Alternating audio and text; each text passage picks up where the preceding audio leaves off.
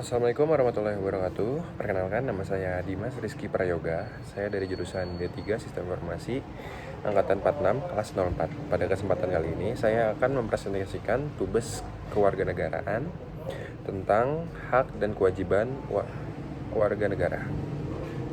Yang pertama adalah pengertian dan hak kewajiban warga negara.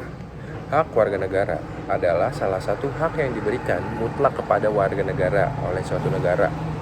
Hak warga negara Indonesia diberikan oleh Undang-Undang Dasar Negara Republik Indonesia pada tahun 1945 dan diatur dalam berbagai peraturan perundang-undangan lain di Indonesia.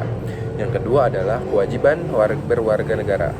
Kewajiban warga negara ialah salah satu kewajiban yang harus dipenuhi atau dilaksanakan oleh warga negara kepada suatu negara. Kewajiban warga negara Indonesia diatur dalam Undang-Undang Dasar Negara Republik Indonesia pada tahun 1945. Selanjutnya, kapan mendapatkan hak dan kewajiban warga negara?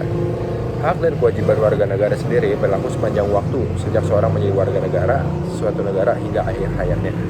Selanjutnya adalah siapa yang mendapatkannya? Hak dan kewajiban warga negara berlaku untuk setiap orang yang merupakan salah satu dari warga negara itu sendiri. Contohnya di Indonesia, hal ini diatur dalam pasal 27 ayat 1 Undang-Undang Dasar 1945 yang berisi setiap orang berkewajiban menghargai hak asasi manusia yang sama dengan hak asasi manusia orang lain dan wajib tunduk pada hukum dan peraturan perundang-undangan. Selanjutnya, di mana hak dan kewajiban warga negara itu berlaku? Hak dan kewajiban warga negara itu sendiri berlaku di negara tempat seseorang menjadi warga negaranya. Dalam hal ini, hak kewajiban warga negara Indonesia berlaku di dalam negara kawasan NKRI.